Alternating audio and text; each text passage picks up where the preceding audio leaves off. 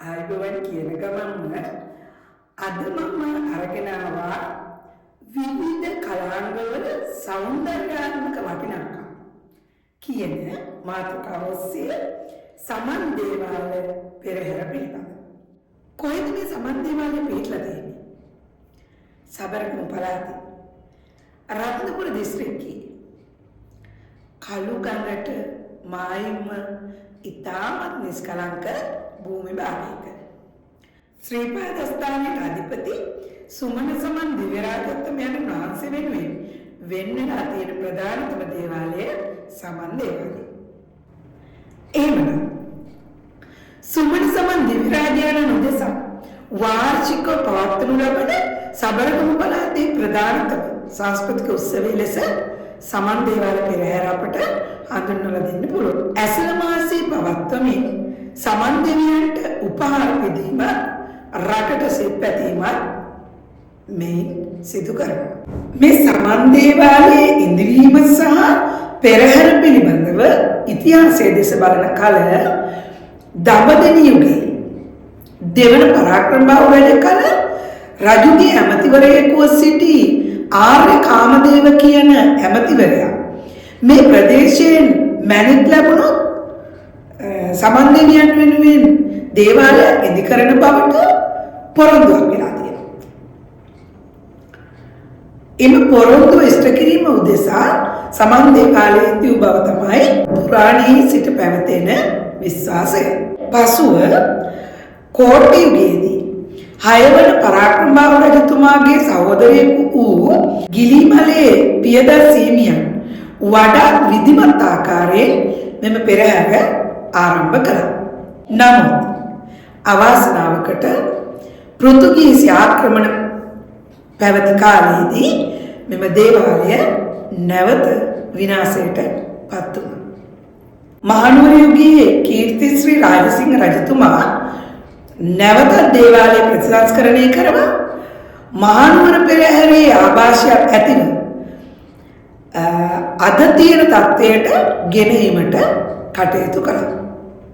සමන් දේවාලය පෙරහැරේ චාරිත්‍ර අතර දිනපතා චාරිත්‍ර, සතිපතා චාරිත්‍ර සහ වාර්ෂික චාරිත්‍ර කියලා කොටස් තුනකට බෙදලා වෙන් කරලා තියෙනවා. මොනවද මේ දිනපතා චාරිත්‍ර? දිනපතා චාරිත්‍රවලදී බොළපැන් දේවාලය, ඒ කියන්නේ පිරිසිදු ජලය මේදී පිරිසිදු කිරීම ආදී වශයෙන්, අලුයම් දේවාලය, හිල්ම දේවාලය, ඒ කියන්නේ හිල් දානේ, මහ දේවාලය, ඒ කියන්නේ දහවල් සහ රාත්‍රී කියලා දෙකක් තියෙනවා, සන්ධ්‍යා දේවාලය ආදී වශයෙන් පවත්වනවා. ඒ වගේම තමයි සතිපතා චාරිත්‍ර. මේදී බදාදා සහ සෙනසුරාදා කියන කෙම්බුර දවස් දෙකේදීම චාරිත්‍ර පවත්වනවා.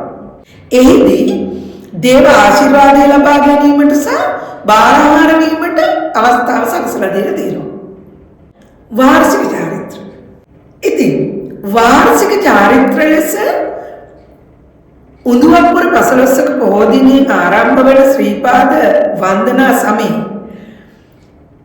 සමන් දේවාලයේ සුරැකිව තබා තිබූ සමන් දේව ප්‍රතිමාවත් දේව ආභරණ ශ්‍රීපාද ස්ථානයට වැඩම කරවීම සිදු වෙනවා.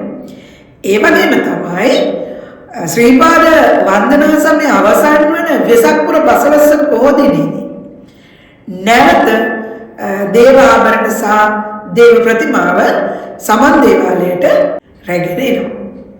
ඒ වගේම තමයි වාර්ෂිකව පවත්වනු ලබන සතර මහා මංගල්‍ය, අලුත් සහල් මංගල්‍ය, අලුත් අවුරුදු උත්සවය, ඇසළ පෙරහැර, අලුත් සහල් මංගල්‍ය මේ ජනවාරි මාසයේදී ඉතා උත්කර්ෂවත් ආකාරයෙන් පවත්වනු ලබනවා. මෙහි ප්‍රධාන අරමුණ වන්නේ ලක් පොළොවෙන් ලබා ගන්නා වූ ප්‍රථම අස්වැන්න දෙවියන් වෙනුවෙන් පූජා කිරීම. ඒ තුළින් සෞභාග්‍ය ළඟා කර ගැනීම. ඒ වගේම තමයි අවුරුදු උත්සවය. මෙහිදී අවුරුදු චාරිත්‍ර සිදු කරන අතර දේව ආභරණ සහ දේව ප්‍රතිමාව නාමකර කිරීම සිදු වෙනවා. ඊළඟට සිදු කරන වාර්ෂික චාරිත්‍රය තමයි ඇසළ පෙරහැර. මෙය මහනුවර ඇසළ පෙරහැරට පමණක් දෙවනි වන සබරගමු නර්තනයට මුල්තැනක් දෙමි රාජකීයන්ගේ විවිධ චාරිත්‍රානුව සිදු කරනු ලබන පෙරහැරක්. මේ පෙරහැර කොටස් තුනකින් යුක්තයි. කුඹල් පෙරහැර, වීදි පෙරහැර සහ රන්දෝලි පෙරහැර.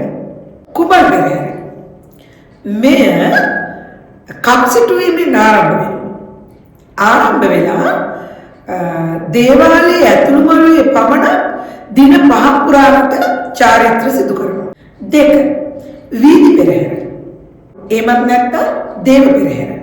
මෙහිදී වීදි සංචාරය කරනවා. කුඹල් පෙරහැරට වඩා නර්තන කණ්ඩායම් සහ අලියතුන්ගේ සමන්විත වෙනවා. 3 වෙනි දිනේ මහා රන්දෝලි පෙරහැර. මුළු පෙරහැර මංගල්‍යයේම අති උත්කර්ෂවත් දිනේ මෙය.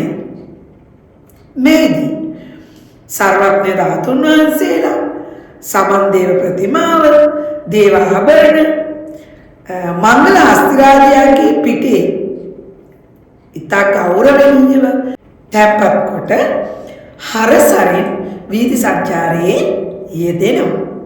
අපි බලමු පෙරහැර චාරිත්‍ර මොනවද කියලා. නැකත් සැකසීම, කප්සිටුවීම, නානුව මංගල්‍ය. ඒ වගේම තමයි පිරිසක් යායනා කිරීමෙන් අනතුරුව පෙරහැර ආරම්භ කිරීම. මේ පෙරහැර ආරම්භ වෙන්නේ අනදෙන වෙඩිල්ලකින්.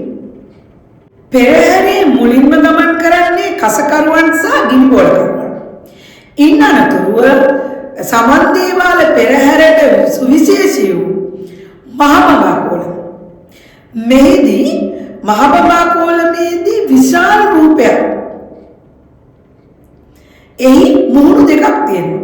එක පැත්ත රෞද්‍ර මුහුණක් සහ අනෙක් පැත්ත ශාන්ත මුහුණක්. මේ තුලින් පෙන්නුම් කිරීමට උත්සාහ කරන්නේ මිනිසාගේ හොඳ සහ නරක. විශ්වාසයක් පවතිනවා මහමඟා කෝලම පෙරහැරේ ඉදිරියට ගමන් කරවීම නිසා සියලු විපත් සහ දෝෂාන්තකාරයන් දුරු වෙනවා කියලා. ඒ වගේම තමයි සමන් දේවාල පෙරහැරේ තවත් තියෙනවා හරි අපූර්ව නර්තනයක්. පෘතුගීසි ඇඳුමට සමාන ඇඳුමක් ඇඳගත්තු පෘතුගීසීන් සංකේතවත් කරන නර්තනාංගය. ඒකත් සමන් දේවාල පෙරහැරට විශේෂිත වූ නර්තනාංගය. ඒ වගේම තමයි මේ පෙරහැර පෙරමුණේරාළ, හේවිසි වාදකීන්, අලියතුන්, සබරගමු නෙට්ටුවන්, ඒ වගේම උඩරට පහතරට නර්තනයනුත් දක්නට ලැබෙනවා. වෙස් නැටුම්, වඩිගපටුන ආදී නර්තනාංගයන් බොහෝමයක් දැක්වෙන පෙරහැර.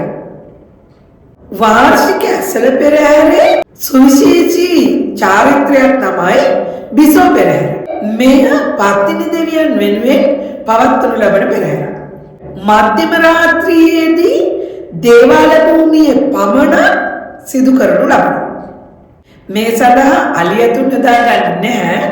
නමුත් කපුමහතුන් සහ නිලධාරීන් සහභාගී වෙනවා.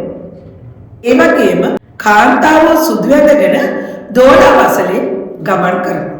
මේ පත්තිනි පෙරහැර කියලා හඳුන්වනු ලබනවා. එහෙමනම් සබරගමු මහ සමන් දේවාල පෙරහැර විනෝදාස්වාදයට පවත්වනු ලබන පෙරහැර නොවේ.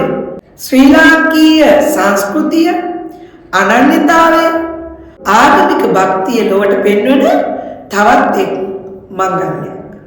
මෙම පෙරහැර පැවැත්වීමේ ප්‍රධාන අරමුණ තමයි සියලු දෝෂාන්තකාරයන් දුරු කර ගැනීම සහ ආශිර්වාද ළඟා කර ගැනීම. රන්දෝලි පෙරහැරේ පසුදින දිය කැපීමේ චාරිත්‍රයෙන් පසු ගරායකුන් නැටීමෙන් අනතුරුව තමයි දින 15ක් පුරාට පවත්වනු ලැබූ පෙරහැර මංගල්‍යයේ හමාරය සිද්ධ වෙන්නේ.